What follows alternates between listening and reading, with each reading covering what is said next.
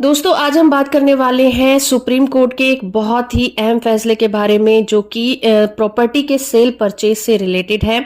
और supreme court ने कहा है कि अगर कोई व्यक्ति जनरल पावर ऑफ अटर्नी जिसे हम जीपीए के नाम से जानते हैं, अगर इन पेपर्स के बेसिस पर प्रॉपर्टी को खरीदता है तो उस प्रॉपर्टी पर व्यक्ति का मालिकाना हक नहीं मिलेगा और उसे कोर्ट कचहरी के भी चक्कर लगाने पड़ेंगे। उसके बावजूद भी उसे उस प्रॉपर्टी पर मालिकाना हक नहीं मिलेगा।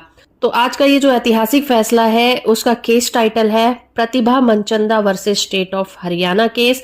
और इस केस की सुनवाई जस्टिस सूर्यकांत और जस्टिस सी.टी. रवि कुमार की बेंच कर रही थी। दोस्तों सुप्रीम कोर्ट ने अपने पहले के जजमेंट में भी ये साफ तौर पर कहा है कि पावर ऑफ अटर्नी के जरिए से अगर कोई प्रॉपर्टी बेचता है या फिर लेता है तो मालिकाना हक उस प्रॉपर्टी पर नहीं मिल सकता। तो अगर लीगली प्रॉपर्टी का मालिक बनना है तो आपको लीगल तरीके से ही प्रॉपर्टी को परचेज करना चाहिए, वरना आपका सारा पैसा डूब सकता है। प्रॉपर्टी को परचेज करने का जो लीगल तरीका यही होता है कि प्रॉपर्टी को गवर्नमेंट के द्वारा डिसाइड की गई स्टैंप ड्यूटी को पे करके सेल डीड को रजिस्ट्रार ऑफिस में जाकर रजिस्टर कराया जाए, तभी आप उस प्रॉपर्टी के असली मालिक बनते हैं। तो आइए इस जजमेंट के बारे में बात कर लेते हैं।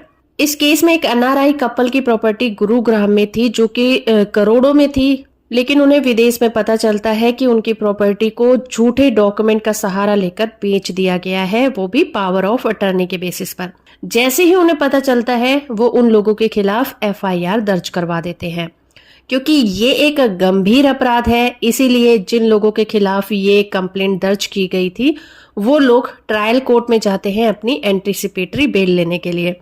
पर ट्रायल कोर्ट उन्हें ये कहकर एंटीसिपेटरी बेल देने से मना कर देती है क्योंकि उनके ऊपर आईपीसी के सेक्शन 406, 420, 467, 468, 471 और आईपीसी के सेक्शन 120 के तहत सीरियस एलिगेशन लगाए गए थे।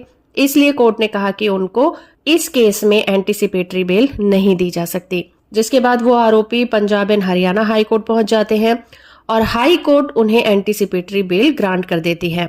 इसी चीज से परेशान होकर जो विक्टिम कपल था वो सुप्रीम कोर्ट चला जाता है और सुप्रीम कोर्ट ने जब इस केस में देखा कि आरोपियों पर बहुत ज्यादा सीरियस एलिगेशन लगाए गए हैं, उन्होंने झूठे डॉक्यूमेंट बनाए और प्रॉपर्टी का ट्रांसफर भी किया और यहाँ पर कोई छोटा मोटा नहीं, करोड़ों रुपए की प्रॉपर्टी को ट्रांसफर कर दिया गया है, वो भी झूठे डॉक्यूमेंट के बेसिस पर, तो इसका असर समाज पर बहुत बुरा पड़ता है। सुप्रीम कोर्ट ने हाई कोर्ट के जो एंटीसिपेटरी बेल थी वो कैंसिल कर दी और साथ ही पुलिस को भी स्पेशल इन्वेस्टिगेशन टीम बिठाने के लिए कहा और ये कहा कि जितनी जल्दी हो सके इस केस की छानबीन की जाए, क्योंकि इस केस में जो प्रॉपर्टी ट्रांसफर हुई है उसमें नकली डॉक्यूमेंट बनाए गए और वो किस तरह से बनाए गए इसमें जरूर गवर्नमेंट के भी ऑफिसर शामिल रहे होंगे, क्योंकि ये काफी बड़ा लेन देन है।